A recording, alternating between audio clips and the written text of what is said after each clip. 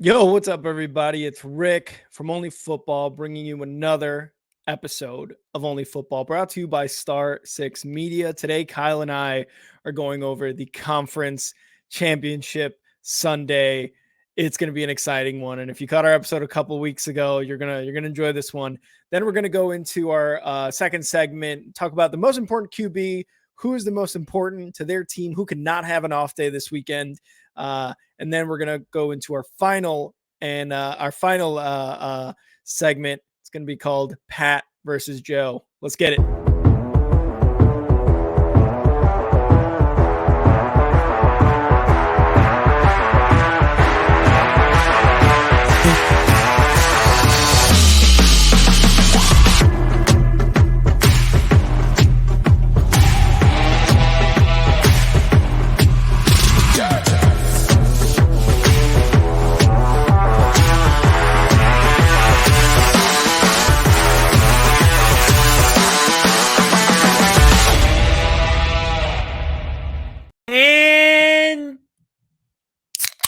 Gentlemen,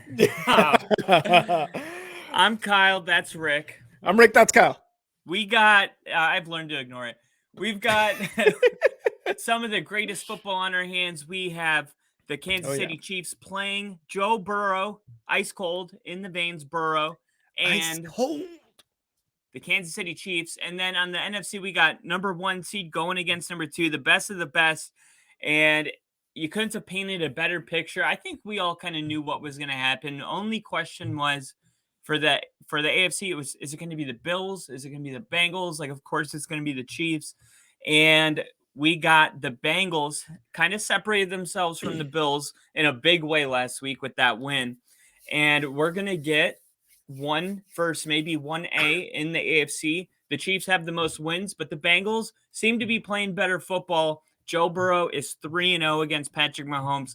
As me and Rick have discussed, it doesn't mean anything, but we're going to get into it right now because obviously some things are going to change this week if half of those wins Joe Burrow has are in the AFC Championship game. Rick, how important is this? Let's just start with this. Who's going to win this game? Who's going to win this game? Oof. Oh, we weren't ready for that one. Wait. Before we do, I got to show everybody. Look, guys, this is what Rick got me for Christmas. These are Denver Broncos house slippers. I'm never going to take them off ever. Thanks, Rick. Of course, dude. It's a thank you for, having me wear that I still own you sweatshirt next season. So had to give you a thank you present. Dude, you said it yourself, man. The Bengals separated themselves ahead of this AFC conference in a huge way last weekend when they were able to take down the Bills in convincing fashion. And I say convincing because a lot of us expected a closer game. And it seemed to me that the Bengals sort of saw that as a disrespect too, because they're like, we are a very good team. We went to the Super Bowl last year, we have had many conversations about this. Sorry, I'm speaking through burps. But we're had 30. Yeah, we're old. We've had many conversations about this. They went to the Super Bowl last year. They have gotten better this year. And they showed in that game against the Bills that the offensive line is no longer a worry. And that they just out physicaled the Bills, which the Bills are a very physical team themselves. So to out physical the Bills was huge. Who's going to win this game? This was a tough one for me. This was a very tough decision for me. But after what I saw last weekend against the Bills, I think I'm taking the Bengals to take this dub against Mahomes. Now, look, my heart wants the Chiefs to go on. I don't know what it is about me and what I like about Mahomes. Maybe it's similar to why I actually loved Brady when he was winning all those championships, and a lot of people didn't like him, right? And especially if you're in the AFC and the NFC East, or AFC East, you probably hated Tom Brady. But I love Mahomes, man. He's someone who, unfortunately, the Bears passed on, and a lot of other teams passed on, and he's just a generational talent. He is a quarterback that I want that I want to see him successful throughout his entire career, and I want him to win. The thing is, he's got an ankle sprain. His team barely beat the Jaguars last week, and you got, again, we gave credit to Chad Henne for doing what he did on that 98-yard drive. But dude, it's just the way the Bengals played last weekend against the Bills was just outstanding. There's nothing more I can say than they played perfect. They played outstanding, and they out-physicaled the Bills. I think I'm taking the Bengals to win this one, and it's gonna. I want to say it's gonna be a close game, but again, depending on the status of Mahomes, this may not be a close game. The Bengals might just be like, "Wow, look at us! Look at us! Look how good we are! Look how good we are!" And we told you that. So this might be another statement game for the Bengals. Yeah, I agree. This would be a huge statement game. There's a couple things that I'm looking at. Actually, is there any way we can pause the pod for a second? I know this is unusual, but something has just come up really quick. Yeah, sure. 1 sec. Actually, I'll step away for 1 second. Okay. That's up. Yeah. So while we have Kyle away for a second here, I'll just kind of go on a little bit more about the Bengals. And I mean, we already went over the Bengals, but again, just a little bit more talk about what Joe Burrow has done this year, really, as the Bengals quarterback. And this is a guy, again, who has come from LSU, won the national championship after being told in Ohio State, I believe, that he wasn't going to start. He was going to sit behind this person, that person. And he was like, you know what?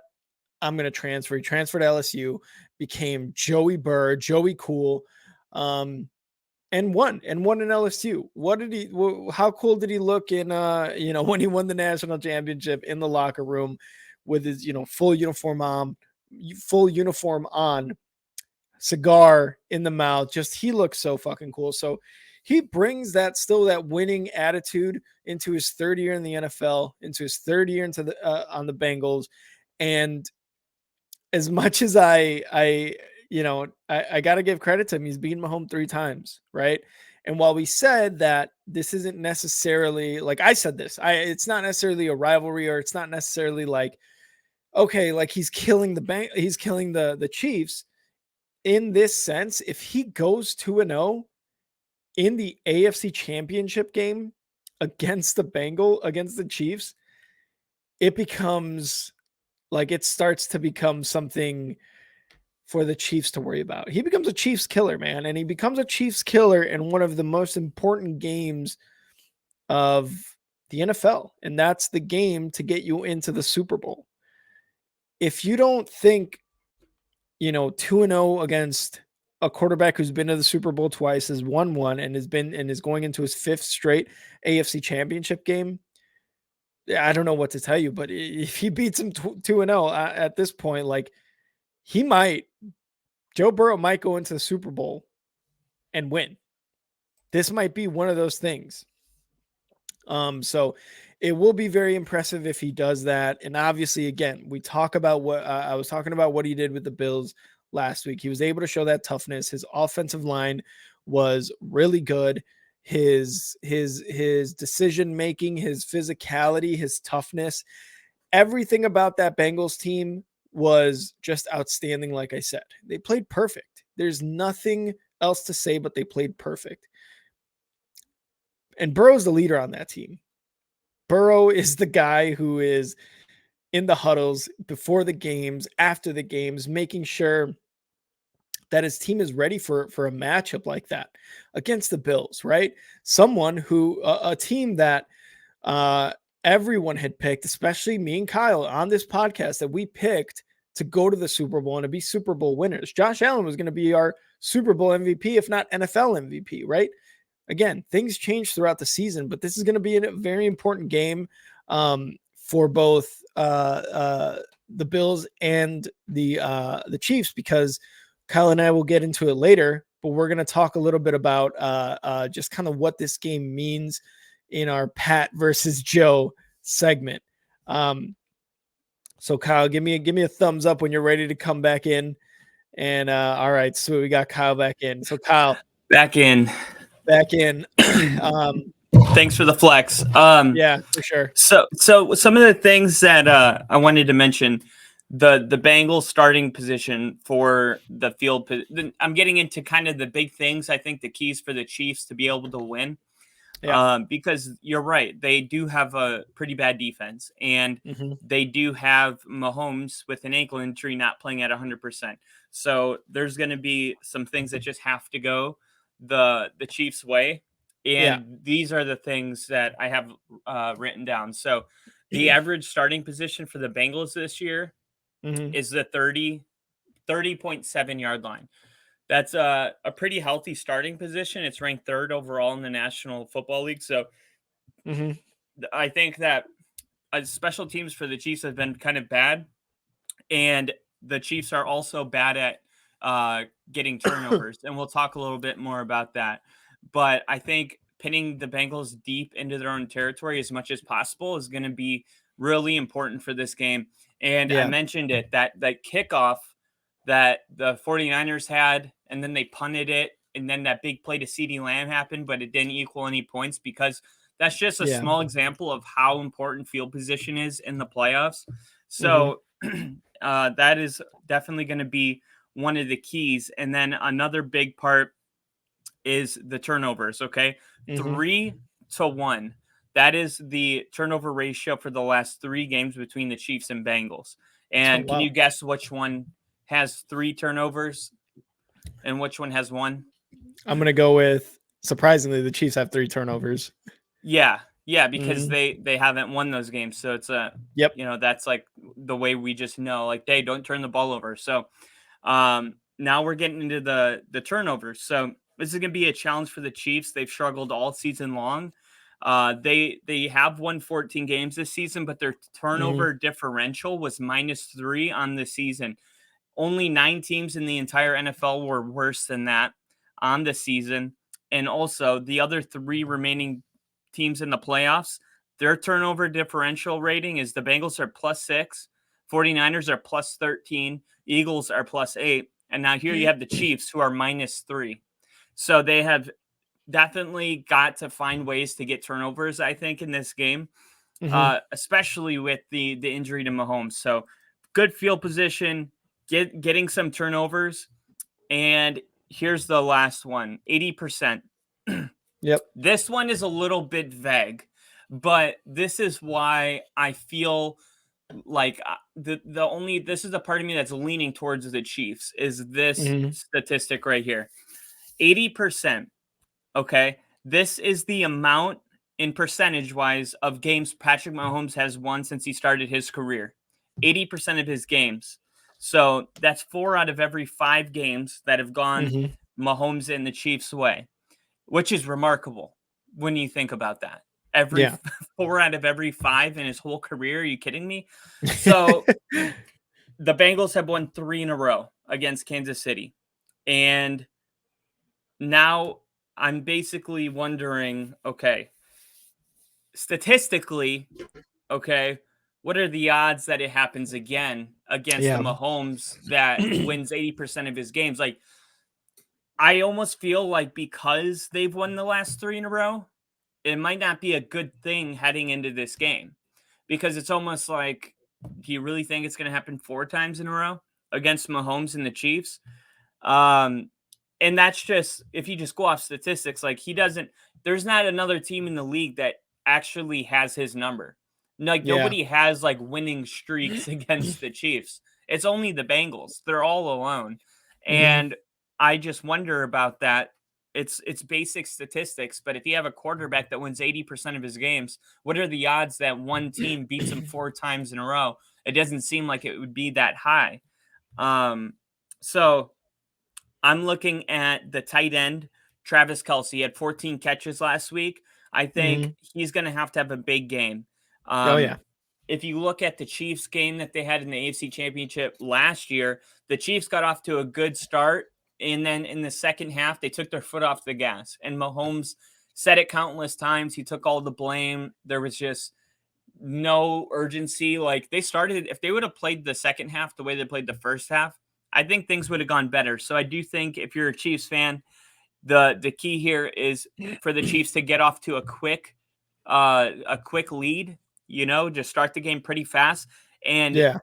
and just try to hold that lead and keep the foot on the gas all throughout the whole game. So here's one last thing I'll mention is Travis Kelce, 14 catches. And I wrote down somewhere in here, Hmm. but I'm not going to go looking for it. But Kelce, I believe he had like 8 catches when he played the Bengals in the regular season this game. Hmm. So Kelce is going to be one of those guys he's a game changer. He can Oh get yeah. in, yeah, he can get in the space. He can have another 14 catch game. And if you look at, so I looked up, okay, how do the Bengals fare against tight ends? Well, they're the 4th best in fantasy points to tight ends, which translates to like real performance. Like it sounds like a joke, like Hmm. fantasy, but it's like it really is a good translation to how effective a person is on the field. So the Hmm. Bengals have been pretty good at shutting down tight ends all season long. Hmm. Um, and this is the last thing I'll mention. The last 3 times the Bengals have played the Chiefs have been the favorite. They were the favorite. They were road favorites against the Bengals in week 13. That was this year's. They Hmm. were favored by 2.5 points and they were in Cincinnati. Um, they were favorites in the 2022 AFC Championship game. So they were 2.5 favorites in that one. And they were, I think, they were 7-point favorites in their first matchup that they Yeah. played each other. So right now, the Bengals being the favorite for the first time, I don't know, everything seems backwards. It's just like Yeah. everything seems like the way that it was working was underdog mentality. You beat him 3 times in a row. Are you going to be able to beat him 4 times in a row? Are you going to be able to Well, beat him 4 times in a row on the road mm, and not an underdog anymore? Like these are well, things I'm worried. and to kind of, I guess, rebuttal that comment too, because I still feel like there is still some sort of um like non-belief, I guess I would say, in the Bengals. Now with Mahomes kind of being hurt, right? Like I'm sure maybe more people are leaning towards that, and of course, and now they're favored, right? Like it shows. Like Vegas is like, yo, they are favored even on the road, but I still feel like the Bengals still feel like they have something to prove, and in this game, in beating the Chiefs, they're not like they don't have that mentality of like, yeah, we're coming to play the Chiefs, like whatever, we're going into the Super Bowl next week, right, or something like that. I still think there's something to prove for them in this game, and even though, like you said, everything seems backwards, they're favorites. The Chiefs look like the worst team in a way, right? Like I still think that the Bengals are like, no, we're not going to go into this game with that, like, yep, we're the favorites who should win. I think they're going to go into this with that chip on their shoulder of, we still have to win a Super Bowl. We still have to prove something to the NFL. We still have to tell everyone, hey, we are not only the new kids in town, but we're going to be here for a while. So I think that Yeah. mentality, that I don't think that mentality hasn't changed, right? And going into this game, you said everything was backwards, and it is, but I just don't think they kind of think of it in a backwards way. Yeah, it seems I agree with that. And that's part of the problem with getting too deep in analytics is Yeah. sometimes you have to take a step back and say like what is the perspective from the Bengals though? Mhm. Which ultimately is the common denominator here. It Mhm. doesn't matter what the media says. All that matters is what is the Bengals' approach and attitude. And like if the Bengals were like, yeah, the Chiefs don't have a chance and they were being really arrogant, like then you could be like, hey, maybe this is, not going to go in their favor. But they seem to have that same underdog approach that they've always had because everybody knows that, Mahomes and Arrowhead is always going to be favorited. And the Yeah. fact that he's hurt and they Mhm. have one of the worst defenses in the league Mhm. and they're a 1 point favorite, honestly, to me, that is disrespectful. Like, why would you have a team with a quarterback that's not going to be mobile? He's playing hurt. And then one of the worst defenses in the league, and you just beat the shit out of Buffalo in Buffalo. Like, Yeah. we just Yeah. dominated them. Like, there was not like, oh, they pulled ahead. Like, that whole game was just an ass whooping. Yeah. And now you're a 1-point favorite. It's like, dude, that's still disrespectful. And that's why I'm picking the Bengals too. And we'll Yeah. talk more later. I'm really excited about what this Yep. kind of means for 2 years in a row, Burrow to best Mahomes in Arrowhead. And I can't wait for that. But that's all I got Yeah. on this one. Yeah, and I do just want to say, for Mahomes, as far as the updates for him, he did practice all day on Wednesday. So he practiced. He said he's been focusing on rehab, on film study, on just doing all that stuff. And I think one of the most important things is we talked about it, and you had mentioned it. Mahomes was like maybe like top of the league or like top 5 or something in like time to throw the ball, but that was due to his ability to get out of like pressure and be able to get outside the pocket, plant his feet, whatever, throw the ball, make those throws. But now with this high ankle sprain, and you said it yourself, you've had a high ankle sprain and you're like, what the fuck? This hurts. I'm hobbling. Apparently low ankle sprain is what I had. That's like the severe one. Okay. So the high one that he has isn't necessarily as bad. No, there's no way he could play. And I'm not just saying that. I couldn't crawl when I had mine on my hands and knees just from the weight of it hanging behind. Yeah. Yeah. And that is important in the sense that if he's not able to, if his offensive line is not able to give him that much time, which is the time they put him at the top of the league, or give him enough time for his wide receivers to get open, that is when you start to rush him, when you start to blitz him. And I think one of the key things in this game for the Chiefs to even have like a better chance, even as underdogs, a better chance to win, is Isaiah Pacheco, Jerick McKinnon. These guys need to step up in the rush game, because if they see that Mahomes is unable to pass the ball, or is maybe, unable to get plays developed in order to pass the ball deep, the rushing game has to be there. And yeah, sure, you can say, well, then they just need to stop the run, and, they're one-dimensional again. It's like, yeah, probably, but you mentioned them earlier. Travis Kelce is literally always a weapon. That O-line will do what the Bengals did last week. They were out 3 of 5 of their starters on the O-line, and they were still able to give Burrow all the time he needed to give that rush game a huge boost. If you don't think that this Chiefs team is not willing to do that, willing to kind of give it their all, in the AFC Conference Championship game, then, you guys, if you don't believe that, you don't understand what competition, what sports competition is, because these guys will go out of their way to do anything to make sure they win and move on to the Super Bowl. So I think the rushing game is going to have to improve. And again, Kelce is going to have to continue to be that big playmaker for the Chiefs, because again, if Holmes can't move out of the pocket like he has been, it's going to be a tough day for him trying to get out of the pocket and do the things that he's been doing all season. Well, I'll just add one more thing to that. I think that I have a little bit different game plan, because if you look at the ESPN has this on the NFL, it says top 10 offensive guard pass block win rate. Number 1, Joe Thuney, 99%. Number 4, Trey Smith, 96%. So that's the highest pass block win rate. Those are 2 offensive guards for the Chiefs.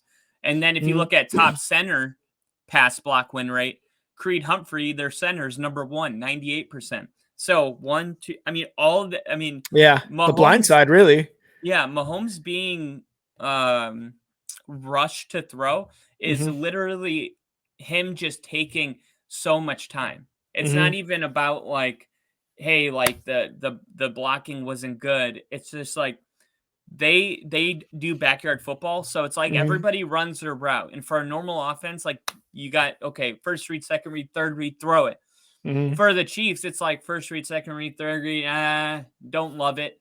Run around, spin around. and then hit a receiver when he's just running, something that's not even in the route. It just turns into backyard football. I think the Chiefs are going to have to kind of have some structure in this game.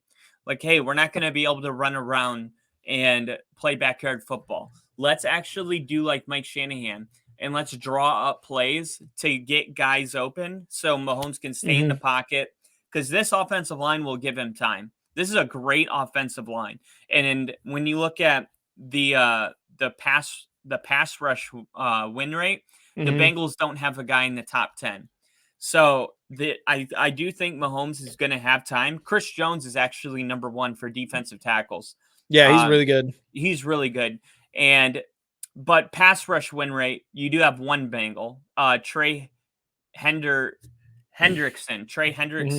It goes Micah Parsons, Hassan Reddick, Myles Garrett, Trey Hendrickson for the Bengals. So look for Trey Hendrickson to be the guy that's disrupting Patrick Mahomes. And then you talk about running the ball.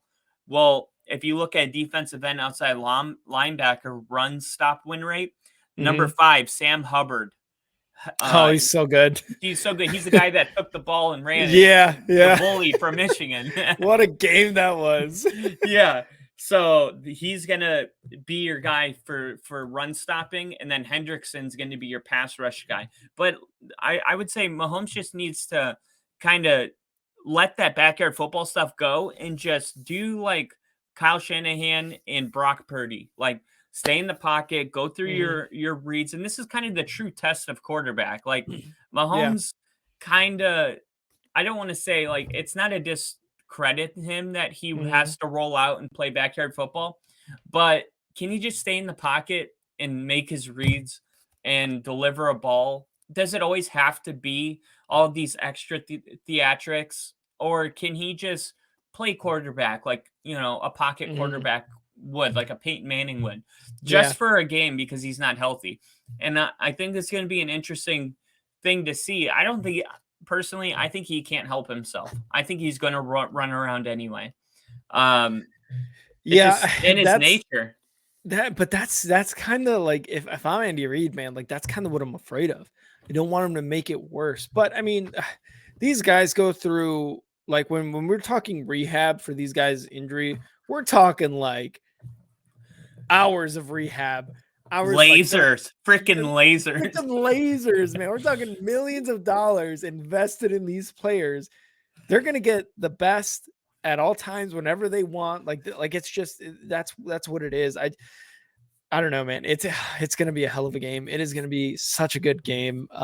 So I can't wait to do that stream with you, Kyle. That's gonna be fun. It's gonna be amazing. It is amazing. And we have a good plan for the games on Sunday. So everybody definitely tune in to see what Kyle and I have cooked up for that Sunday conference championship Sunday. And that's gonna be the second game of Sunday. There's an earlier game that's gonna kick off for us at noon, 3:00 East Coast, Colorado, 2:00, wherever you're at. We'll all see it at the same time, and that's the 49ers taking on the Philadelphia Eagles, and we got ourselves a pretty good ball game. It hurts so good. I was going to say, with defense that physical, it's going to hurt. Somebody's going to have to win this game. We're fucking nerds. Oh, my God. I know, we are. I've been thinking a lot about this game, and I'm gonna tell you something. When I watched the Eagles play that game, I was like, who's going to beat them? Who's going to beat them? They got the best pass deep. Like, we talked about it. Yeah, I could go on and on.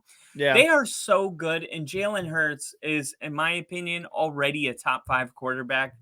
And he is. Oh, my God. Oh, yeah. I mean, he passes the eyeball test. You put the game on, and he's the best player on the field every week. So it's like, that's when you have an elite quarterback. It's like, hey, who's that guy that keeps making all these plays? And then when you think something's going to go wrong, he uses his legs and gets out of it.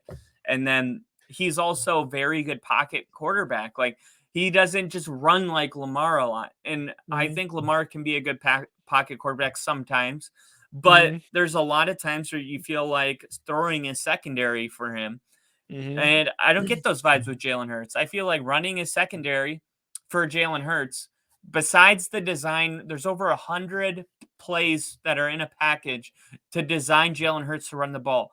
And this is why we say, look, offenses, I don't want to say quarterback is all going to be like this one day, but I do think we're getting closer to the point where every quarterback's going to have to be like Jalen Hurts, Justin Fields, Lamar Jackson, like Athletic. Yeah. yeah, just a different style. We're in a different era. Like you got Yeah. 100 plays. Sirianni's got 100 effing plays for Mhm. Jalen Hurts to run the ball. That's Mhm. insane.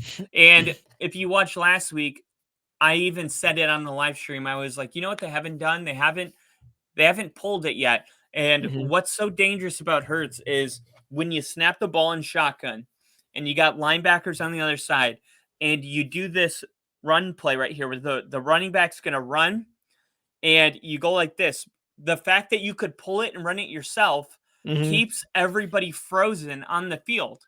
So with like Peyton Manning, he could do that and you could just attack, right? You swarm to the ball. Yeah. You know But he's when not gonna you run it. yeah, but when you can pull it, you keep everybody honest in that 1-2 seconds that they're sitting there frozen. That is like those are huge moments in football. Like when you hesitate, you lose in football. You always Yeah. have to be like very reactionary and Yep. it causes you to freeze. It's the same thing with zone coverage. Like you got people running a zone and they have to respect Hurts, and then all of a sudden the tight end gets the ball. It's like, damn Yeah. it. I was Or sure. or I was gonna say, or you have a guy who's spying the quarterback. That takes a defender away from any of the receivers, the tight end, the running back. You dump it off. All of a sudden, it's a 10, 15-yard gain. And Yeah, again, like you said, it's like you have to be reactionary, but you also have to respect the game, but you also got to do this. It's just a lot. it is. It's a lot for a defense. And because of that, I pretty much all week was like, you know what? The 49ers story is pretty cool, but it's coming to an end. Mm. And I think the Eagles story is the one coming to an end. Oh my God. I Oh no. I I gotta be honest about this. This was not easy for me. And Mm. the reason I'm picking the 49ers is because I do believe that the 49ers are battle tested. Yeah. They have gone up against elite teams like even the Dolphins when they were good. The Mm. 49ers absolutely crushed them. Mhm. And I look at the Eagles and I have one question. Rick, who have they played that has a defense even similar to what they're about to play? Yeah, that's I true. I did it for you. Okay, there was two. Nobody. They played the Cardinals twice, Okay. and they ended I up mean, with, or no, I'm in the Commanders. Sorry, oh, Commanders. the Okay, okay, okay. Commanders. I think they were seventh overall at the end of the season. Guess how much Well, points they scored against the Commanders? uh, 30? 20 and 21. Oh, okay, 41 points. The Vikings had a bad defense, but they were when they played the Vikings, the Vikings were had a better defense. They scored Mhm, 24. The mhm. Cardinals had an okay defense. They scored 21, and then the Cowboys obviously probably the better defense, and they Yeah. got 26 points. It's just look, all I'm saying is you can't know what you don't know. And for the Eagles, when you go down their schedule, it's kind Mhm, of like the Purdy thing, right? It was like, oh my mhm. God, he's 7-8-0 since he took over. And it's like, yeah, he played Seattle twice. He played, you go down the list, you're like, he played the I Commanders. Yeah, the Cowboys is probably the closest, like you said, the closest good, like really good defense. And I mean, they played them twice. They lost once, but they also scored 34 points on them. And then what was it? 26 was the other time, like 26 and a win. Like Yeah. so yeah, so that's probably the best defense. To answer your question, that's probably the best defense they've played. Well, I mean, they're the number one defense. So, like, it was almost like you had Mm, no way to answer it because it's like they can't play a better defense. But my concern is look, we're sitting here struggling. I'm talking about the Cardinals and Vikings. I'm struggling to find a real defense that they played. mhm. And we're for the Eagles, we're 19 games or 18 games into the season, which Yeah. means like they've been able to just torch people all season. They didn't have to play the Broncos and some of these like defenses that are good. Even teams that were bad like Denver, their defense was solid. So I look at the teams they played, and if you go down the list, it's not impressive. And I do think Philadelphia will overcome that. I do. I think they're going to overcome the challenges because they have a great team, Mm-hmm. but I don't think they're just going to go and like mop the floor with the 49ers. I think they're going to get into the middle of the game and be like, shit, nothing works like it normally does. You know what I mean? Like we're Yeah. trying to run the ball and that's not working. And then we're doing the Hurts thing, and they had a good plan for that. And it's just Yeah. like, it's going to be one of those grinder moments, I think, where it's Yeah. like, look, like we just have to trust the process. Like the 49ers last week, the running game was not working. And then what happened on the last drive before it went into the fourth quarter? They went on a long running drive because Shanahan's like, hey, man, it'll work at some point. Mm. The Eagles, I wonder if they're going to be able to stay true to their craft in the moments of adversity that they haven't faced this season Mm-hmm. and not hit the panic button and be like, hey, man, we got to do something. Like, it's not working, right? Can they show the poise and the calmness at home in front of their own crowd to not sound the alarm when they're in a close ball game? But we know the 49ers can because they just did it last week. They played Yeah. the Cowboys, and you can say, oh, it's the Cowboys. Maybe the Cowboys were supposed to win that game, and maybe the Cowboys would have beat the Eagles. Like, we don't know really how good the Cowboys were playing last week. All we know is the Mm-hmm. Cowboys played, I considered one of the best teams in the league. They played a very close game. So I'm Yep. going to say the Cowboys did play a good game. Dak Prescott lost it for them. Mm. But I do think this helps the 49ers moving into this week. They went against Micah Parsons all last week. Um, like they had to go against Schultz last week. Now they're going to be going against Gooder. Look, I do think it's going to be a really close game, but I'm worried about the lack of strength that Jalen Hurts has gone against this week. And you almost wish he would have gotten like just a couple more of those like, Denver games under his belt for me to look at. But I go through and I'll tell you really quick. These are some of the teams that they've played this week Yeah. or this year. Sorry. So obviously in their division they played the Cowboys twice. Mm-hmm. They played the Commanders twice, and they played. Dude, why is it so hard to find their schedule? I hate Bing. I hate everything that's not Google. It's like you just Everything else sucks except Google. Google Google. sponsor us. Yeah, Google is so easy. Just Google a team, and then you can hit more games. I'm Yeah. on Bing, and it's like bringing up all this weird stuff, and I'm like trying not to panic. All right, here we go. I There you go. Googled it. They played the Lions, who the Yep. Lions had a good defense, right? The Lions had a Yeah. pretty good defense, and you look here, they Mm-hmm. scored 38 to 35. Now, that was a close game. The Vikings had a pretty decent, by this time, it was week 2, Mm-hmm. 24 points. Commanders, okay, Jags, Cardinals, Cowboys, Steelers, Texans, Commanders, Colts, Packers, Titans, Giants, Bears, Cowboys, Not wrong. Saints, Not wrong. the Aints, and they held, Yeah. I mean, come on, man. Like Yeah. they got the Saints in here, and then the Giants, and then obviously they blew up the. But like, where's the battle test? Where is the game where you look at and you're like, the Eagles have played a defense that resembles the 49ers, and I know Mm-hmm. that they can, take this game.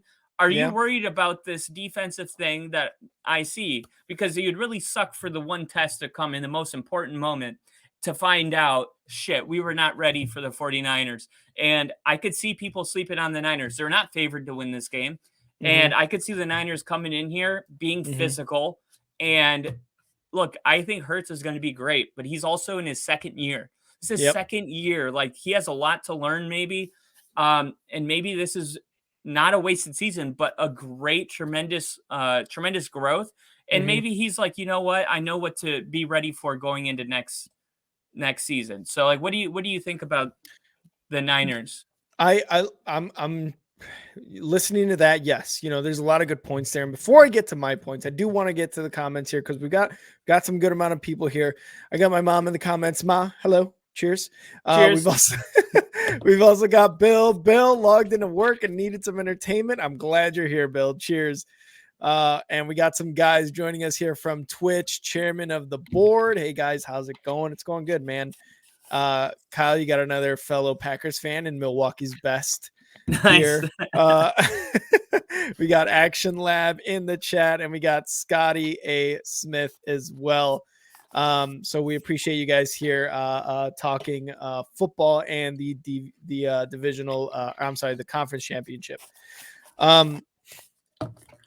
I like the points you made.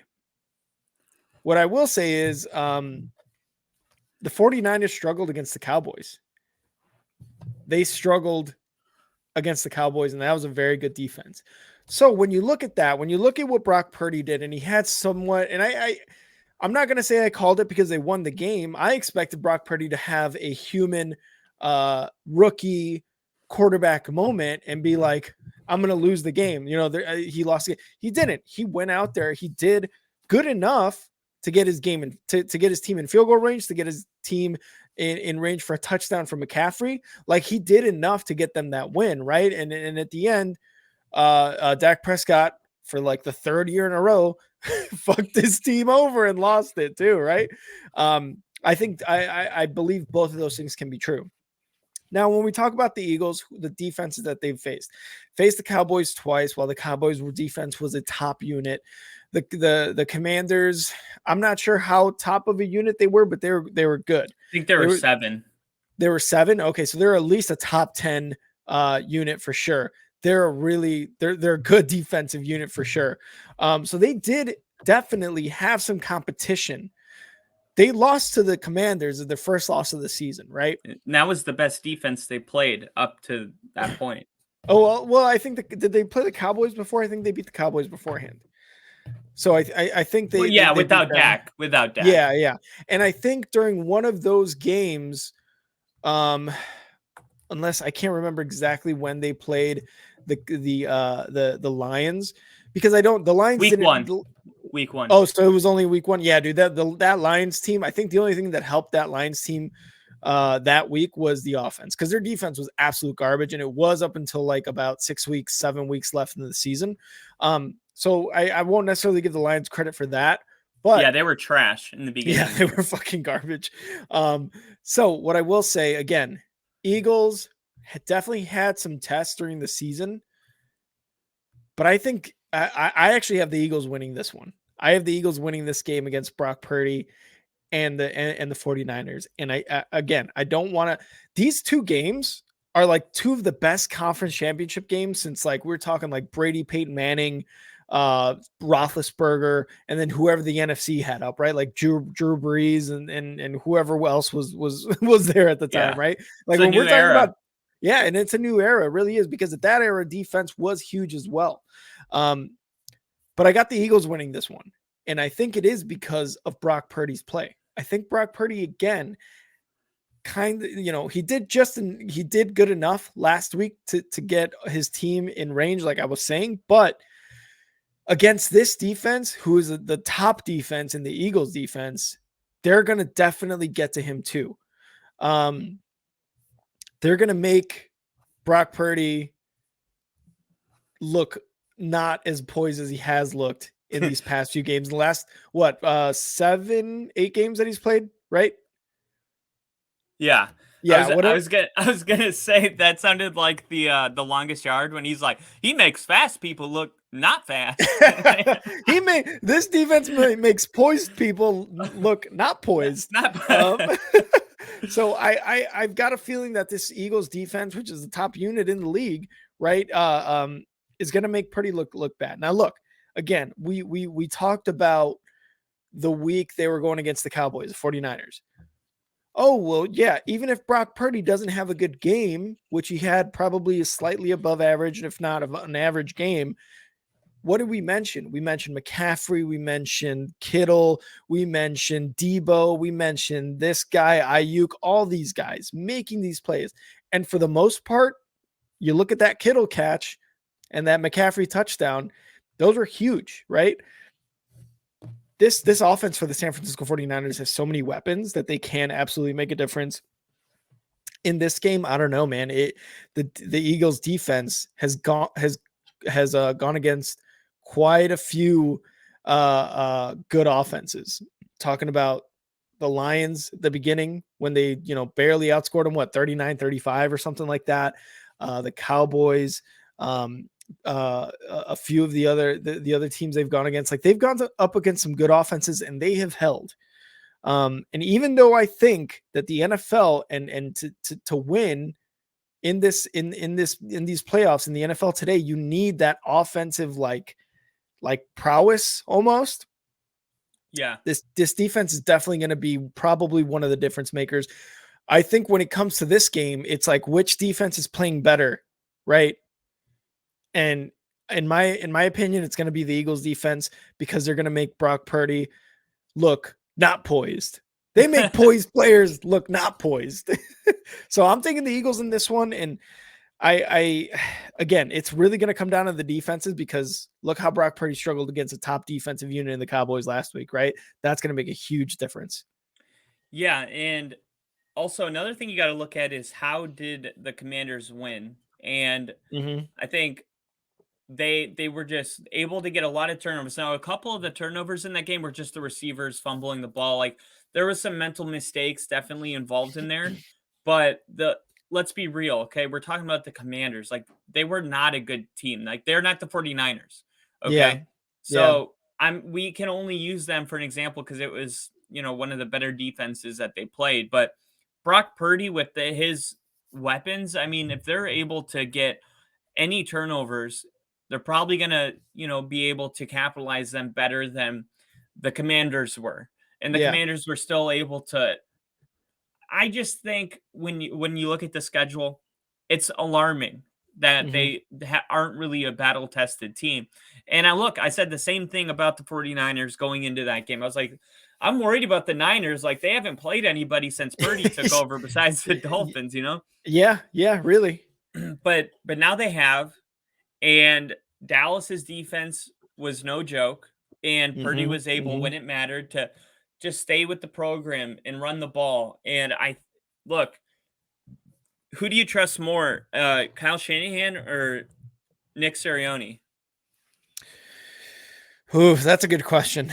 I look, and it's about like who's been in the league longer, I guess, for me. So it would be Kyle Shanahan, but I don't think it's that simple. I don't think it could be like which coach can you No, rely no, on more not because not like that's my bottom line. I'm yeah, yeah, yeah. just something to think about. Yeah, for sure. And then I would lean more towards Kyle Shanahan because he has been doing this longer and he does come from and this is such a like ESPN fucking thing to say, but he comes from a good coaching tree of talent.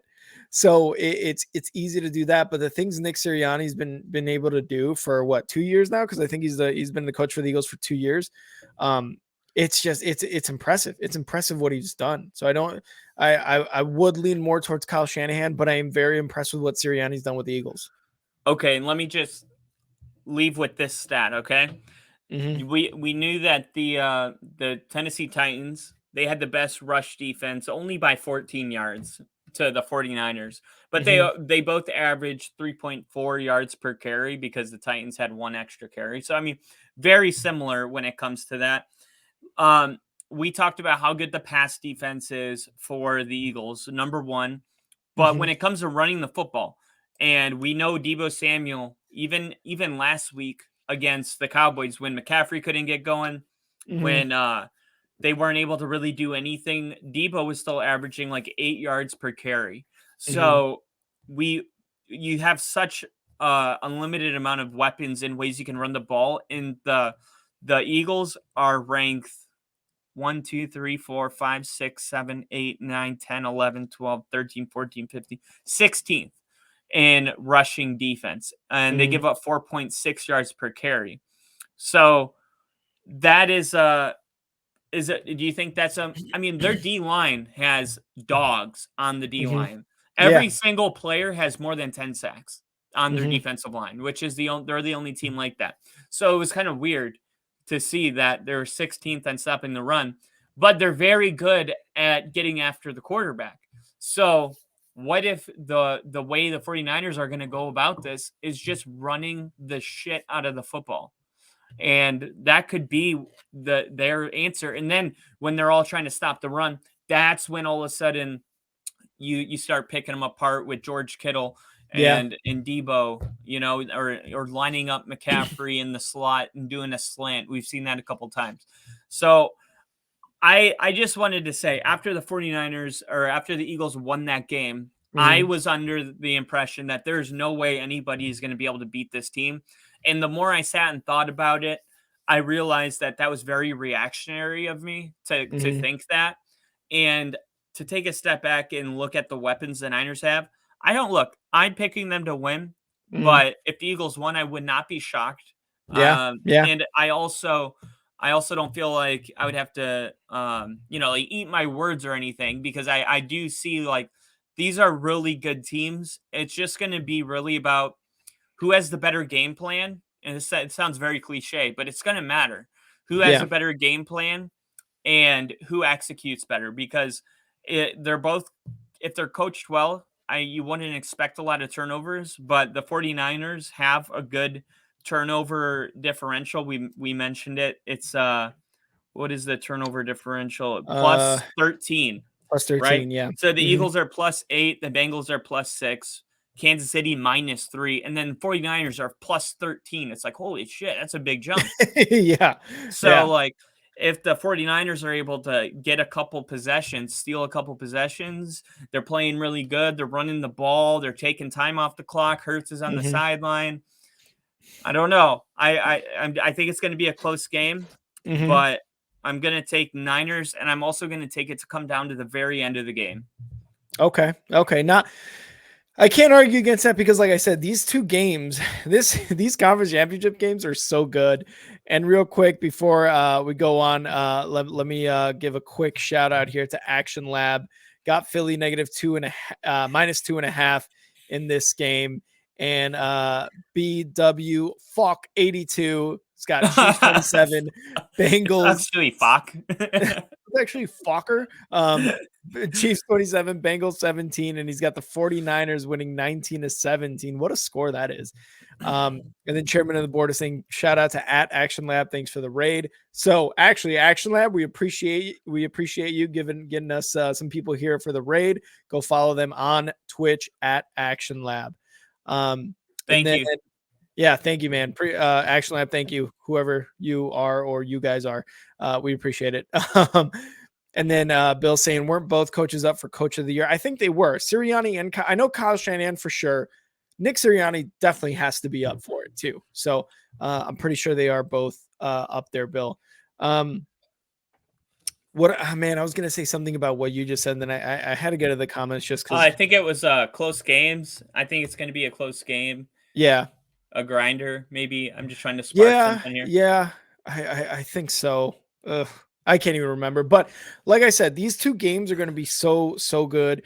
I think it was more of like, this is what I was going to say. I think with the fact that Kyle Shanahan knows what you're saying, the hi Penguin Goats. Just say hi. Hello. With the fact that Kyle Shanahan, because the Eagles are middle of the pack as far as stopping the run. Kyle Shanahan knows that he's going to try to exploit that. I think Nick Sirianni also knows that they're middle of the pack rushing.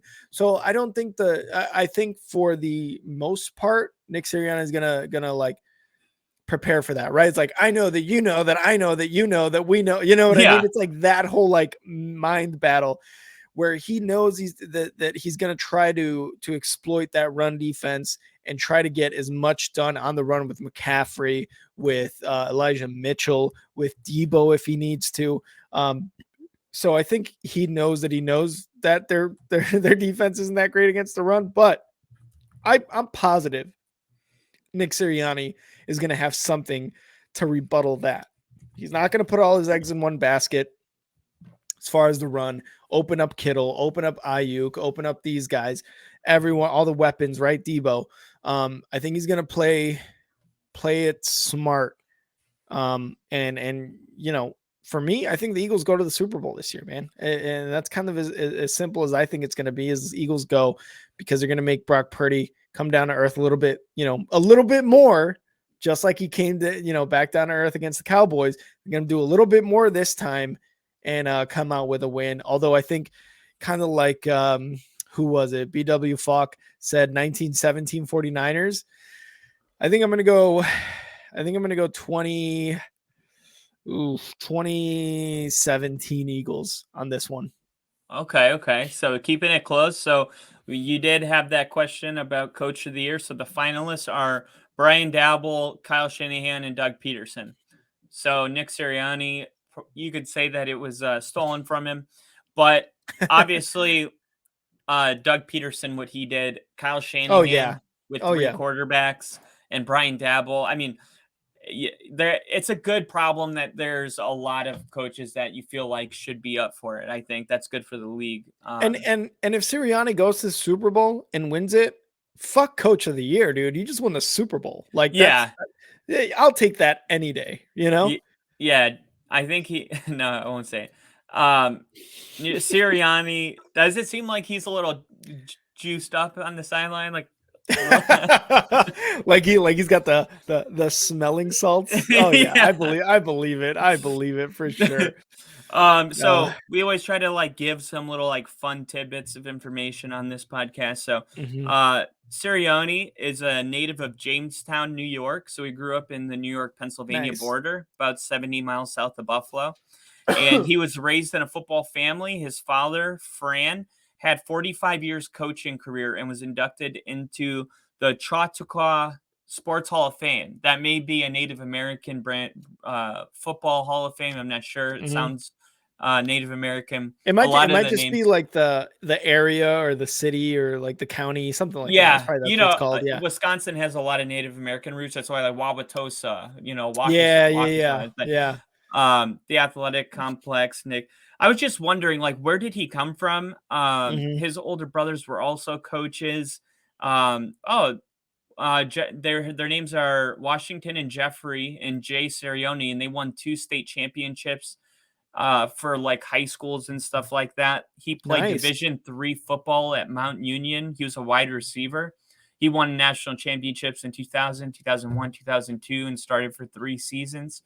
And it doesn't really say like how he got in the NFL, but it's kind of a cool story because his brothers are coaching high school football and he makes it to the big leagues. He coached wide receiver at Indiana University before his big break came, and he joined the Kansas City Chiefs as a quality control coach. And that was the bottom of the coaching ladder. And then he got pretty much boosted to wide receivers coach for Andy Reid. And that staff was fired when Andy Reid took over. So Sirianni found a landing spot in San Diego that turned into coaching quarterbacks from 2014 to 15 as Frank Reich was promoted from quarterbacks coach to offensive coordinator. So like, this is so cool about coaching. Like, no offense to what's his name that took over for the Colts. Jeff Saturday. Jeff Saturday, but man, I can respect that. Just climbing that ladder, from like, started from the bottom, like truly. And I that's cool. I love that, like, football guys to their core are the ones coming into the league, taking teams like the Eagles, the Giants, the 49ers, like all these teams, and like taking them to the championship. Like, obviously that's been a thing since like the NFL was a thing, since it became a thing. But it's just like, it's so cool to like hear the stories of like Sirianni played high school football, then went to college, and then did Indiana wide receiver coach, and then he became a quality control. And he, like you said, climbing the ladder, grinding, making those like sacrifices, because at the end of it, look where you're at now, Sirianni. You're coaching the Eagles in the conference championship. Like, it's just so cool. Yeah, and he seems pretty young. too. He's 39 years old. Oh So wow. yeah, Well, climbed it he's pretty quick. not Sean McVay young, but yeah. Yeah. But yeah. I was gonna say real quick. Let me get to Penguin Goat's comment here. So Packers beat the Bears twice. Also, if you did not see, I'm a Packers fan. What's up with all these Packer fans getting in Dude, here? I told I don't you know what that's it is. America's team. I don't know why. I think it's because you're a There's Bears fan. Dude, everywhere in Florida where I live, there was a Packers bar down the street, like a oh my literal god. like cheese bar, not cheese, like cheese heads. Yeah, cheesehead bar. Yeah, But they would play the games and the music, and the owner was from Wisconsin. Like Packers are a global brand. I mean, look at Lil yeah, Wayne is a huge yeah, fan. yeah. That's true. But he just kind of disavowed Aaron Rodgers on his Yeah, he Twitter. did So diss him. He did. yeah. But yeah, dude, they're everywhere. Yeah. Real quick, I just want to take this time to again thank everybody for joining the stream here. Only football. We're talking conference championship weekend. If you're joining us from YouTube, Twitch, Facebook, like the page of Star 6 Media, hit the little bell for notifications. That way you can get notifications whenever we go live. And we just, we're football guys. All we're gonna do is talk football. And yes, we might Football get some only. takes wrong, but I mean, yeah, only balls of the foot. That's all we talk about here on Only Football. So, yeah, give us that like, give us that follow, hit that those notifications. Did you have anything else on the conference championship weekend before we move on, Kyle? No, that's all I got. But to summarize, we both got Bengals, and then you're going Eagles, and I'm going Brock Hard Purdy. That's why I wore the shirt. I had to wear the shirt. Brock Hard. It's like, look, if I'm gonna take the Niners, I got to put the shirt on. So that's true. That is true. All right, well, let's move on to our next segment. And this is a segment we're going to just simply call Most Important QB. And basically what we're talking about here is which quarterback between Brock Purdy, Patrick Mahomes, Joe Burrow, or Jalen Hurts cannot have a bad day at the office on Sunday. Which quarterback is the most important to their team this conference championship Sunday? I've got a couple ideas, but Kyle, do you want to go first?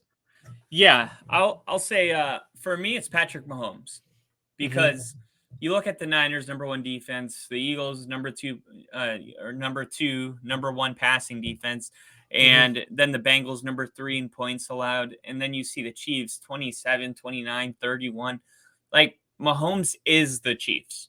And I think it's hard to argue that. Like the success the Chiefs have, a lot of it belongs to Andy Reid because you even saw with the backup quarterback, he went in a 98-yard drive.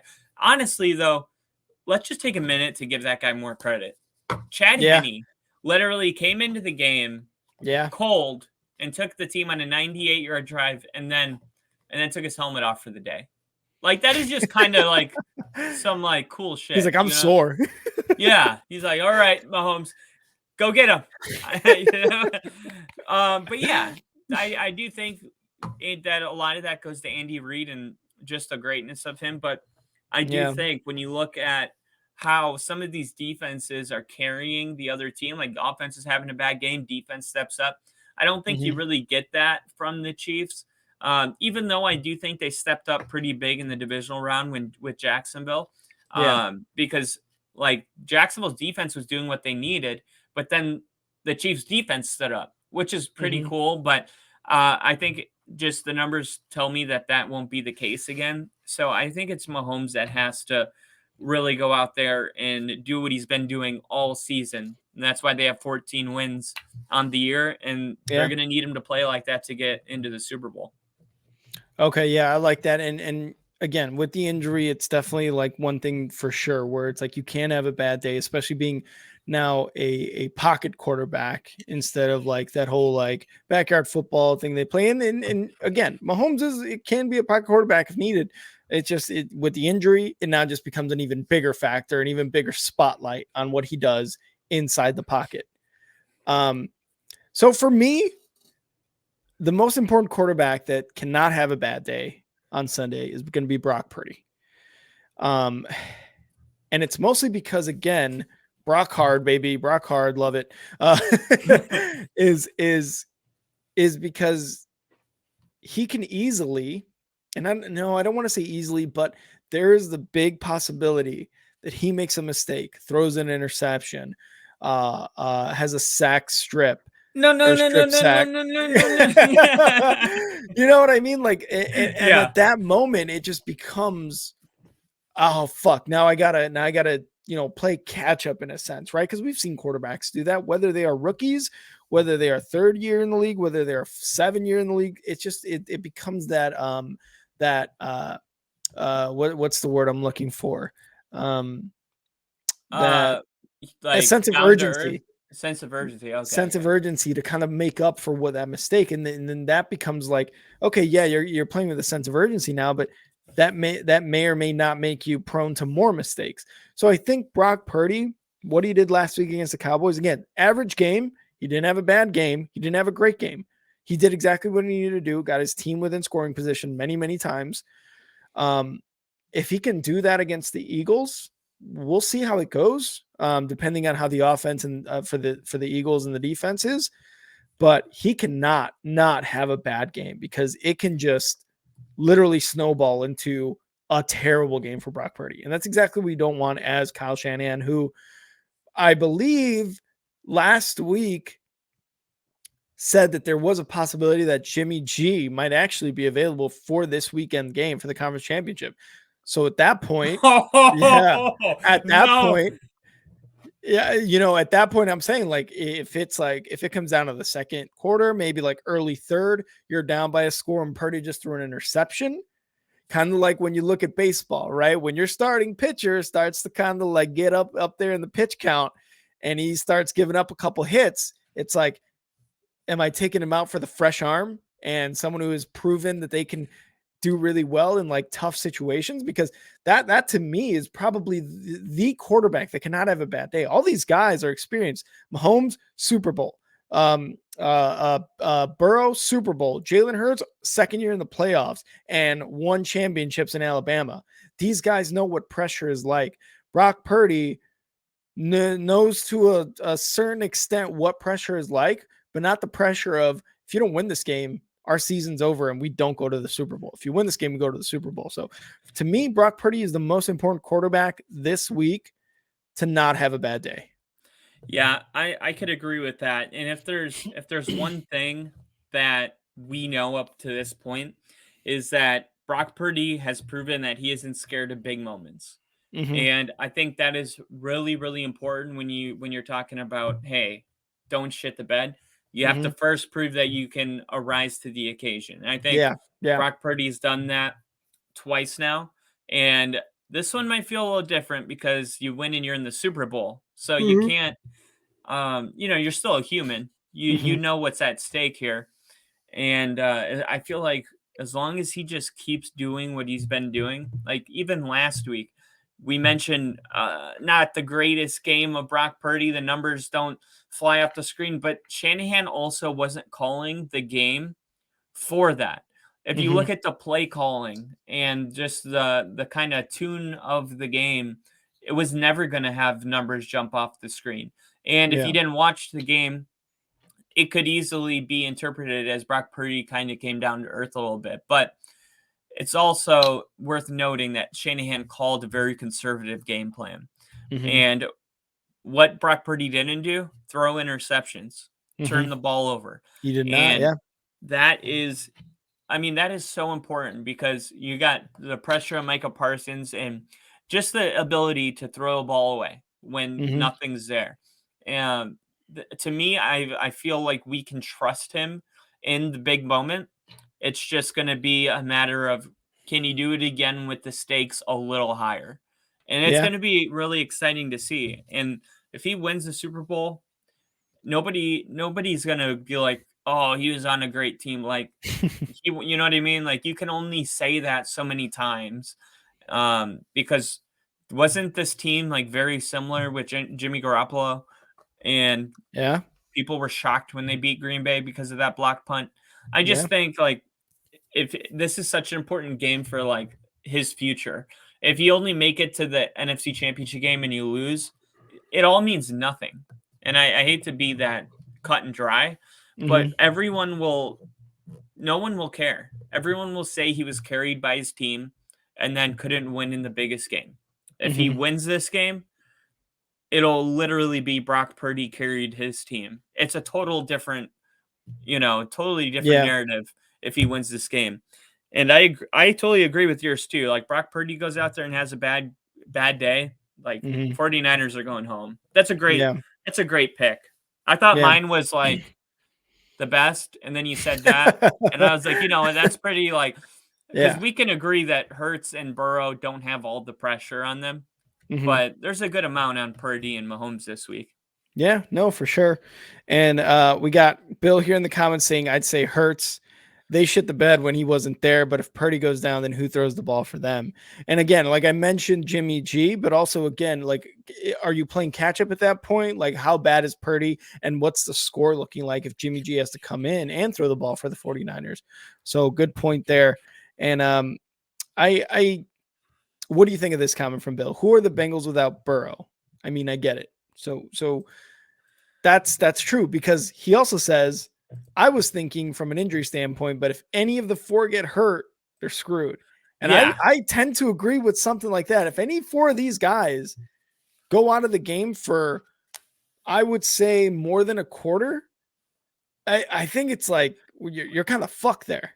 I feel like we would have said that if Jimmy Garoppolo got hurt and Brock Purdy came in. I mean, Yeah. Kyle Shanahan, if there's one thing he's proven is that I mean, he needs to practice. Like, he needs a week Hmm. of reps. Like, you can't Hmm. just throw him in the middle of the game. But I would say if there's one coach that could overcome, I would pick Kyle Shanahan because you said Hmm. Jimmy could be back. So like, if he gets hurt, maybe you can throw him in. That's not a Hmm. terrible scenario. But I totally agree. Like, Joe Burrow is a winner, and he wins football games. It's like he's a businessman, and business is Hmm. what he does. Like, this is Yeah. like just Joe Burrow he is the Bengals. So Yeah. the only difference is the Bengals have a decent defense and a lot of weapons, but I totally agree with Bill.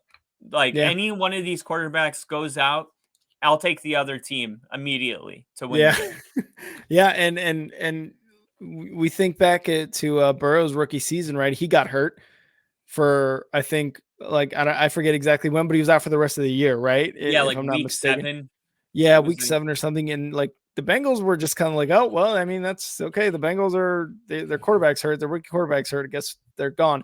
Next year they're in the Super Bowl, right? Like because of Joe yeah. Burrow. So yeah, it's like a lot of these teams they're here for a reason, and the reason is like their quarterbacks, the weapons outside of their quarterbacks, and their defense, right? So if the quarterback, if the leader goes down, it's going to be a tough going for any team. They went With 4 and that, 11 without Burrow. yeah, yeah, So that's rough. that is how you know what someone's worth. Manning, when he his neck surgery, he was Hmm. out for the whole year. The Colts went 1-15. That's when you know it's like, oh, it's Peyton Manning. I mean, I always knew, but people make Yeah. the argument like, oh, but Reggie Wayne, Marvin Harrison, Dallas Clark, like no, it's always the quarterback. It really Yeah. is. It's always the quarterback, and that's why these receivers look so great. I'm sure there's great receivers. I'm sure Jamar Chase is going to be a great receiver no matter where he goes. Just Hmm. like we saw Aaron Rodgers and Devontae Adams. Devontae Adams goes to, but he didn't have the best season. Like it wasn't like Yeah. Devontae. I don't want to say he slipped, but last year when he was a Packer, it was like Devontae Adams is mentioned in your top 3 wide receivers. No, like stutter or moment of space Question, to think nothing. about it. Now, if I said is Devontae Adams a top 3, what do? Yeah. Exactly. You Yeah. think about it. And that Yeah. is Derek Carr, right? Hmm. So I do think like Manning goes out the whole year. Colts go 1-15 and get Andrew Luck because they get the number 1 overall pick. Like Bengals without Burrow, it's the same thing. They're a Hmm. 4-11 team. Maybe they can squeak out 5 wins with a decent backup like Bridgewater, but no, that is the power of a franchise quarterback, and Trevor Lawrence is showing you also what that looks like. Yep. And then Bill saying it's always the quarterback. This is your opportunity to placate me and say something nice about DJ. One thing, it's all I ask. He is a very good running quarterback. I He is made a very great good. video. I made a beautiful video for Giants fans. They loved it. It's on the our shorts. Go check it out, Bill. Yeah. It's something like the Giants have their franchise quarterback or something like that. See, so Kyle definitely said some nice things about Daniel Jones. Yeah, they I'll go just check weren't it. ready for the Eagles, but they'll get That's there. true. That's true. That's true. All right, let's move on to our final segment. It's going to be a good one, and we're calling it Pat versus Joe. And if you're not a football fan, one, why are you watching this podcast? Two, Pat Welcome though. Mahomes. Yeah, welcome though. We appreciate you. T-shirt. Pat Mahomes versus Joe Burrow. Now, Joe Burrow's 3-0 against the Chiefs. He's beaten them in the AFC Championship last year, and along with 2 regular season wins. Now, for me, that this was the week before the divisional championships that Kyle and I had this very spirited debate about this matchup, and how I didn't think it was anything really too, I guess, like too big to look at in a sense, because it's like 2 regular season wins, 1 playoff win to go to the Super Bowl, right? Like it wasn't like the sample size wasn't big enough yet. But now, for the second year in a row, they will meet each other in the AFC Championship game. And there's a couple things here to talk about. One, Pat Mahomes, 5th straight AFC Championship game, 2 Super Bowls, but only 1 Super Bowl win. There comes a point in time, and we saw it with Tom Brady, where you have to win your second one. And as many, in however successful the season may be, you have to win more than one to really establish yourself in this league is not only like one of the best quarterbacks in the league, but like a dynasty at that point with a team, right? With Andy Reid and the Chiefs and all that. And then you look at the other side too. It's like Joe Burrow, again, has played with a chip in his shoulder this entire postseason. Honestly, this entire season, really, because the entire NFL, all the analysts, all the talking heads basically said the Chiefs and the Bills are the 2 best teams in the AFC. And the Bengals were like, yo, actually, hold up. We just went to the Super Bowl last year and we just beat the fucking brakes off the Bills. What are you talking about? Right.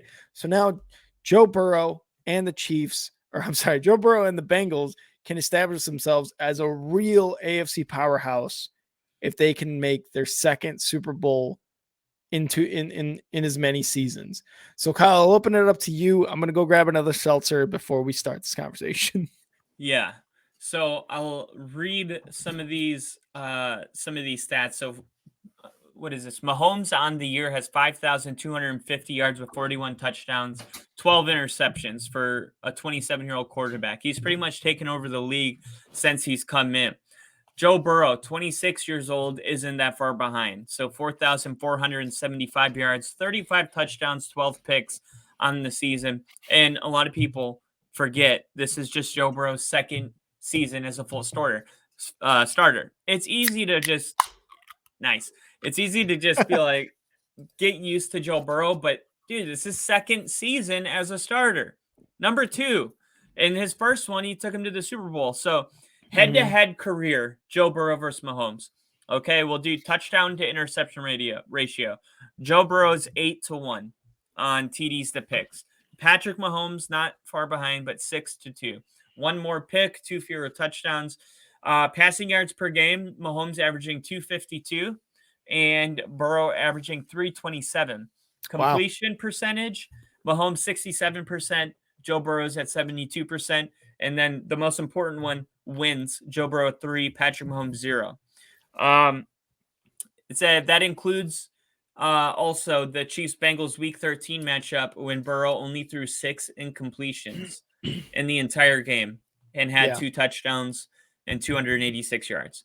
So I see a lot in these stats, right? I see that the Chiefs defense is also kind of screwing Mahomes a little bit, because when I see passing yards per game 252, I don't think, oh, Mahomes is a worse passer of the football. I'm like, oh, Mahomes is playing a better defense. But completion percentage, like, look, I said this on the debate, and it might have been a little premature, but I just felt like what Joe Burrow did was not really taken seriously. When he won in the AFC Championship game on the road, it was like, but Mahomes is Mahomes, and Joe Burrow just got here. Like, and then he won again during the regular season, and I'm like, does anyone realize like it's 3 in a row, and he's outplaying, and no other quarterback has a streak against Mahomes. Like if you beat Mahomes once, it's considered, you bested Mahomes. That's a big deal. You Yeah. bested Mahomes 3 times in a row. Wait, who are you? What? One of those So being in the biggest game yeah, of in the this year. biggest Yeah. game in his first season as a full-time starter for the Bengals. And Mhm. and let's not, act like, hey, anybody could do it. Like Joe Burrow was a much higher recruited quarterback coming out of college. Like he took LSU to national championship and won. He Mhm. was that dude in college football. Like he was the best quarterback in the nation when he was there. And then I feel like when he got drafted, then like the Trevor Lawrence thing kicked off, but he may have been a big deal in that same season. But that's the point that I have to think about it is like Joe Burrow was that dude, and then he got drafted to the Bengals, and they Mhm. asked him to turn around a franchise, and he did it. He did it, and he took the team to 2 conference championships in his first 2 seasons. And meanwhile, Patrick Mahomes was a talent like we've never seen, but from Texas Tech, and he Mhm. wasn't highly graded. He wasn't really highly. There wasn't a lot of hype when he was drafted, and then he got in the field, and it was like, who is this dude? And he kind of just everybody. He was every kid's favorite player immediately. Yeah. Everybody wanted to be like Mahomes, to throw no look passes. How many backyards in America have had kids playing 3-on-3 and try to do no look passes or even walk like Yeah. Mahomes? Like I remember being a kid and wanting to Oh, be like yeah. Manning, and Yep. he's everyone's favorite.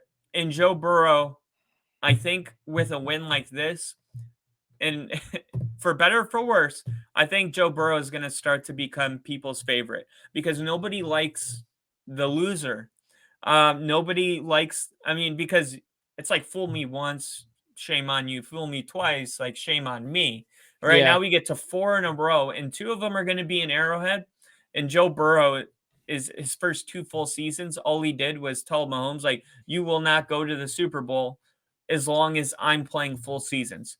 Okay, this is my second time doing it, and you have to go through me. The world Mhm. might be saying, "Oh, the Bengals have to go through Arrowhead." I guarantee you, Joe Burrow is thinking they have to go through me. Yeah. The Chiefs have to go through Joe Burrow, and that is why I feel so I guess passionate about this is because I feel like we're seeing it, but because Mahomes is everyone's favorite player and he's so Mhm. much fun to watch, I feel like people are lagging on the truth and the respect. And I think it's harder for people to kind of give that up because Mahomes is such a elite talent and Joe Burrow doesn't have some of that glimpses and flashes of just Mahomes' stuff. Yeah. He's just a winner, and I Mhm. think that's less fun. It's not as fun to watch. I think that you said, like, I don't know why I always want Mahomes to go to the Super Bowl, but when Brady was dominating, I like that too. I'm the same way. Mhm. I'm the same way. Like when Brady won the ring, I was like, how many can he win? As long as the Broncos are out, I don't care. Yeah. Like go get 10 of them. Like let's make the Mhm. story crazy. I feel the same way about Mahomes. I do believe Mahomes was the next Tom Brady and he's going to win 7 Super Bowls. And I think he could do that. But then Joe Burrow comes into the picture and Yeah. it's like, wait a minute, we might have to park the brakes on all of this and Yeah. reevaluate what we thought. And I think for these 2 games, there was a moment in Russell Wilson's career where he was playing Tom Brady and they decided to pass the ball on the 1-yard line. And because of that decision, the Patriots won the game and Tom Brady won his 3rd Super Bowl and Russell Wilson still kept 1. If Yeah. they run the ball and Marshawn Lynch scores, they both have 2. So Mhm. when you talk about looking back for, the turning point in a career, it was the decision to run the ball. Tom Brady and Russell Wilson would have both had 2 rings. Instead, Russ gets 1, Tom gets 3, and the rest is history. This is one of those games, I think. That was well put, Kyle. We gotta give it for Kyle on that one. I love that one. Kyle hates praise. He's like a fucking cat. Like, get the fuck away from me. Just My dad never did it, so I don't know how to respond. Oh my God, are we about to unpack some shit? No, all right. So what I will say about all this, right? And I'm just gonna mention a really, really quick little thing here. The conversation is Pat Mahomes and Joe Burrow. And the absence of Josh Allen is probably one of the biggest things in this conversation. But he just keeps losing the big game. Stephon Diggs said it, right? Like, I can't be happy with losing every single time, 3 years in a row, blah, blah, blah, blah, blah. I think that's a huge part of this. But that's another conversation for another day, because right now it's Pat Mahomes, Joe Burrow, this legacy game, right? I mentioned it earlier, and you mentioned Tom Brady and how you think Mahomes can be that guy, can be like a Brady. It took Tom a while to win 3, right? Was it 2012 when he won his 3rd one against the Seahawks? I forget exactly the year. That was 2014. Was it? Okay, so yeah, because they beat the Broncos in 2013, so this would have been the next year. They went back to back. Okay, so yeah, I mean, it took Brady a while. Yeah, for sure. It took Brady a while, right? And there's nothing wrong with that. But when you've been to the AFC Championship game 5 years in a row, and all you've come away is one Super Bowl, then it's kind of like, okay, well, now because the NFL looks at these quarterbacks and wants to accelerate it, right? In 2 years, if you're not the guy, you're out. If you're in 2 years, if you're not the coach, you're out. Right? Like in 5 years, in 5 AFC Championship games, if you're not winning multiple Super Bowls, it's kind of like, okay, well, we just paid you $500 million, right? Like, what are we getting? Are we getting the Pat Mahomes before, the contract extension, things like that? So you start to think about those things. For Joe Burrow, if he wins, he's making it to his 2nd Super Bowl in a row. Right? This is like, okay, now maybe this is actually the Tom Brady we were looking at, and we crowned Mahomes a little too early, right? So this game is huge for this, I want to say, saga of Mahomes versus Burrow. Because if this continues, right, now it's all of a sudden a Peyton Manning and a Brady like a duel, right? But the thing is, who is the Brady and who is the Peyton Manning? Who's the guy who wins 1 Super Bowl and who's the guy who wins 7 with the same team, or with 6 with the same team, right? And who's the person who is always there but doesn't necessarily make it? And does Josh Allen, is he really the Peyton Manning, or is he more the Roethlisberger who's like, he's good, blah, blah, things like that. So between Pat and Joe, who really becomes the Peyton Manning and who really becomes Tom Brady? Because when we talk about these QB duels, right, that's the most recent, at least in our lifetimes, I think, the most recent duel that we can really look at in one conference and be like, this was awesome, year in, year out. Oh, man. Right? I just want to say, to your point, if you look at that, the Patriots always had a defense because Belichick's a defensive guy and Brady's a system quarterback. And Manning had an explosive offense, but no defense. Yeah. The only time he had a good defense was the year he won the Super Bowl against the Bears. So think about that. Mahomes, great explosive offense, no defense. Joe Burrow, system quarterback, really good with a good defense. Like, makes sense to me. And yeah, man. And look at Zach Taylor. Zach Taylor was like a nobody on the Bengals or on this league before he started winning games with Burrow. And it was like, what? Zach Taylor is doing amazing things, this and that. It's kind of like a little bit like Belichick. Kind of came out of nowhere, started off with the Browns, coaching them, got the head coaching job here. Obviously the 2 personalities are a little different, but this AFC Championship game is going to be huge for this legacy here.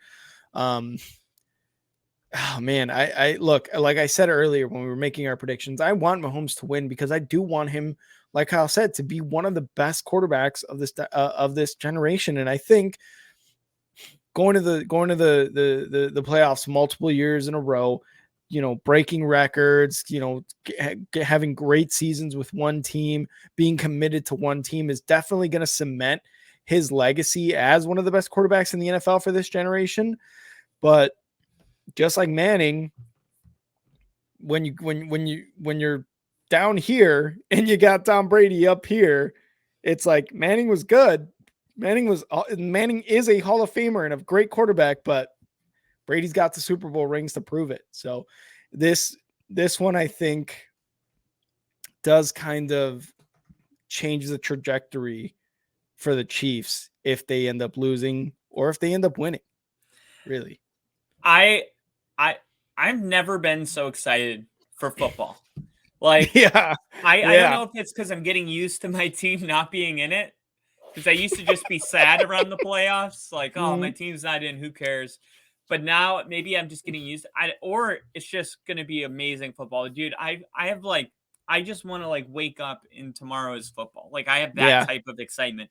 And then to close this out, I'll give you something really controversial that Dan Orlovsky said. Oh no, not Dan Orlovsky. He's obviously he's a Chiefs fan. He's a big Chiefs fan, and I know that because I'm a Broncos fan, and every time he talks, it's Patrick Mahomes. It drives me crazy. Especially when he debunked like the Broncos were ever going to be good this year. I really didn't like him. I was like, what do you have against the Broncos? And then I found out. Wait, and I was like, oh my. He really said the Broncos were going to be good this year? Yeah, he said Mahomes was washed up. Wow, the only guy to get it right, I feel like. Yeah, but I feel like he would have said that. I feel like he got lucky with that one. Yeah. But this is what he said. He said it was on January 23rd during a segment of Get Up. He said Joe Burrow is the best quarterback in football. Orlovsky began before quickly hedging that Patrick Mahomes is the better all-around player. Let me be very clear with what I'm saying here, Chiefs fans. Patrick Mahomes, best player. He's the most talented player in the NFL, and he's the most dynamic weapon. Joe Burrow is the better quarterback in football when it comes to quarterbacking. When it comes to understanding play calls, when it comes to understanding what you have to do with the football, when it comes to understanding what the defense is, when it comes to understanding pocket manipulation, when it comes to timing and rhythm and accuracy and ball placement, Joe Burrow is the best, and he's the standard right now. It's bold. Yeah. He said all the stuff Patrick Mahomes and Josh Allen and Jalen Hurts do, guys can't do that stuff. They're outliers when it comes to so much of their stuff, and the stuff that Joe Burrow does, you can replicate, but he's the only one who does it consistently. That's the thing that fascinates me about Joe Burrow. He's talking about pure quarterbacking. And that's what I was kind of saying earlier when I was like, Mahomes has all this extra stuff that's like, he has the wow factor. Like if you wanted to like show somebody what football is that never saw it before, you would find a Chiefs game and you'd be like, watch this. This will excite you. But when you are, and Dan Orlovsky's a ex-quarterback, you can really appreciate just the pure quarterback of Joe Burrow. Like just all the little attention to details and the brain, you know what I mean? And understanding what's going on. And it's an interesting debate. And I think it's going to shift in a monumental way, depending on what happens on Sunday. And I'm excited to record that with you, especially the way we're going to do it. Yeah, it's going to be fun. And you know, listening to that or, you know, when you were reading what Dan Orlovsky said, like it's true because Jalen Hurts, Josh Allen, Patrick Mahomes, like you said, they're very athletic guys, and Joe Burrow, athletic, but he's more of like, Joe Burrow is what you show to a high school quarterback on how to be a quarterback. If you just want to be a pocket passer and not, you know, and become very good at it and just like pass the ball, zip it, go through all your like your options, right? 1 through 4, back to 1, back to 3, things like that. You show them Joe Burrow. But if you got an athlete kind of guy, and you show him Josh Allen, you show him Patrick Mahomes, Jalen Hurts, all these guys, because we do think, and we said it earlier, that the league might start banking on guys that are more like Lamar Jackson, Fields, Hurts, Mahomes, Allen, But you have to appreciate, like Dan Orlovsky said, that pure quarterbacking from Joe Burrow and how well he does to execute it. So, like very, very, very great words by Dan Orlovsky. And like you said, he's a former quarterback, so he knows for sure. Yeah, and Robert Griffin the third is also a former quarterback, and Mm-hmm. he had pushback against it and said, if you prefer Burrow over Mahomes, then just say that. But if you say Mahomes is the best player and plays quarterback, it makes zero sense to say that Burrow is the best QB at quarterbacking. Quarterbacking is exactly what Mahomes is doing. All love Mm-hmm. Dan Orlovsky. So I mean, this is going to be the Tom Brady, Peyton Manning thing. I really think like when it starts coming from guys like this, and people get really heated. Like even you and me Yeah. on that last Last week's podcast, episode. Yeah. like we were really passionate about this, Yeah. and Yeah. I think that is kind of that we haven't really had that since Tom Brady and Peyton Manning. That Yeah. true debate, it's like And it's, the MJ LeBron thing, but for yeah. football. And it's so funny because neither of these teams are our teams. We're Bears Yeah. and Broncos fans. It's like, who the fuck are these guys to be that passionate about Joe Burrow and Patrick Mahomes and the Chiefs and the Bengals? It's like, well, because we can appreciate the teams and the football that is being played on the field. Like that's just really the bottom line of it. And I feel like when you were saying, right, like I wish I could wake up and tomorrow is football, or go to sleep and tomorrow wake up and it's the conference championship between these two teams. I think it's just elevated too because we started this podcast. I think that's Yeah. what it is. It just becomes elevated because now me and you are like way more focused on like the games being played, the storylines, the players, like what this means for football over the last 4 seasons, 5 years, whatever it is. It just means a lot, and we just care more because we try to make it our job to give you guys the best of what we can give you, the best information, the best takes on what the football is today. Absolutely. So let's wrap this up with this simple question, okay? Mm-hmm. More important for the legacy of Burrow or Mahomes? Right now, I would say it's more important for the legacy of Mahomes. And the reason is because of the things I've said before. 5th AFC Championship game, already signed his extension for $500 million, and how good he's been since he entered the league and has only one Super Bowl win under his belt. Don't get me wrong. If this was the Bears, I'd be so happy. But when you are sustaining and expecting this success, you expect the Super Bowls to just almost come naturally in a sense. So I think right Yeah. now, this Sunday, whatever the result may be on Sunday, is going to be a testament to the legacy of Mahomes. See, and I'm gonna go with Burrow as my final answer, just because Mahomes has a Super Bowl. He has a Super Bowl MVP. Like he has that. Mm-hmm. Joe Burrow has been to a Super Bowl, but he lost, and Mahomes has been to another one and lost. So Yeah. Mahomes has gone to 2 Super Bowls, while Joe Burrow went and lost. That gets remembered only for 1 year. Mm-hmm. If he doesn't go to the Super Bowl this year, next year it's going to be like, okay, Joe Burrow, like he's a good quarterback. He'll get Mm-hmm. you into the playoffs, but that's it. Where Mahomes loses this game next season, the hype will be exactly the same. Yeah. I think it would be like Patrick Mahomes will get you to the AFC Championship game, and every 2 years we win a Super Bowl. Every 3 years, Yeah. at least we're in the Yeah. Super Bowl. So I think Joe Burrow, in order to stay in this conversation, and he wants to be considered the best, he's got Yeah. to go in there and he's got to not just go to the Super Bowl, he's got to win the Super Bowl, no matter who it is, 49ers or the Eagles. He has to go and win that game, which is going to be insanely hard. But Oh yeah. Burrow, I would take his team right now. If I had to pick a team to beat the Niners or Eagles in the Super Bowl, I would be like, can I get the Bengals? I Yeah. want the Bengals. So Okay. it'll be fun to see how it plays out. For sure. For sure. And yeah, man, it's just and the AFC has so many good quarterbacks right now. It's ridiculous. Like if you guys saw from the wild card all the way up to now and into the Super Bowl, you're just like the AFC is going to be a problem for the next decade at minimum.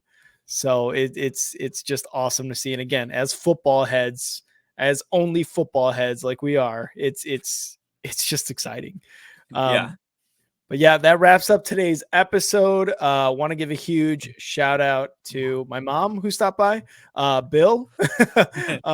Bill, as always, thank you for stopping by, man. We appreciate you always kind of hopping in the comments, showing us love, and listening to us blabber on about football. Shout out to a lot of the guys from Twitch actually today. Milwaukee's Best, chairman of the board, Action Lab, who actually got a lot of the Twitch viewers in from a raid, similar to what Tom Grossi did to us, who brought in like Bill, Jinja, Steve, a lot of these guys. So huge shout out to Action Lab, Scotty A. Smith, BW Fuck, coming in into the comments here. So we really appreciate you guys stopping in, commenting, and one last comment here by Bill. You guys are the best and have a lot of fun with it. Appreciate it, Bill. Again, really appreciate your words of encouragement and always kind of hopping in with us and listening to us talk about only football. Yep. So Kyle, before we get out of here, where can they find you on Twitter to find all your takes, all your Denver Broncos news, all your retweets, all your everything? We're gonna get Sean Payton. I'm losing hope in that, because there was a story that just broke that the reason Sean Payton hasn't scheduled his second interview with the Waltons is because Rob Walton is on a hunting trip. Hey, that's his rich people shit right there. Yeah, this is not. But then he came back out and was like, "Oh, I don't know where you guys heard that." It's just like the drama when you're following this. It's like every day you're like going towards Sean Payton or you're going away from Sean Payton, and it's just like, how long is this going to go on? But follow the whole process at FTBL Only Podcast. Give me a follow. I would appreciate it. Yeah, for sure. Go follow him so he could keep you updated on Sean Payton and everything else Broncos. You could follow me at and now Rick right up here. You can see me tweeting about Bears stuff, Bulls stuff, Chicago stuff, NFL stuff. Just go follow me. And then you can also follow the Star 6 Media page at _Star 6 Media right up there. And if you look down at the ticker, you can also follow Star 6 Media at Star 6 Media on Instagram, YouTube, TikTok, Twitch, and Facebook. We're also available on all podcast platforms. So all these episodes get turned into podcasts. So if you missed something at the beginning, you can always go back and listen to us, not only here on YouTube, but also on all the other platforms we're on, and on Apple, Spotify, Google Podcasts, whatever. And Bill just said he just hit the bell. Cue subscribe and hit the bell YouTube speech. Thanks, Bill. You subscribe to our YouTube, hit the bell to get all the notifications, just like Bill just did. Again, follow us, subscribe, like, and share our stuff. And you could also listen to the other podcasts and live stream shows that we have on Star 6 Media, like EAFP, JCA Sports, 3 Up, 3 Down, Sports Strip Live, and Slot Shot. So go check us all out. We're all over the place here on Star 6 Media. And again, we appreciate you guys being here on Only Football with Kyle and I. Kyle, we got a great weekend of football, a great Sunday of football coming up. You got anything for the people before we get out of here? Just Kansas City's weather on Sunday right now. It's predicted to be 26 degrees as a high, 14 degrees as a low, cloudy, only a 4% chance of precipitation. All right. I love that. I love that Kyle always has a little tidbit before we get out of here. I love it. I fucking love it. I don't know what it is, but it's just like, no matter what, Kyle's always got a little something, and it just like wraps the show up perfectly. It's like the chives on the food. Like, you don't need them, right? But it's nice to see it. So good. Yeah. Man, it just really completes the meal. But all right, Kyle, we will again, catch us on Sunday, because we are about to give you guys one of the best live streams for conference championship football there ever will be here on Only Football. Kyle, I will see you then. See ya. See ya.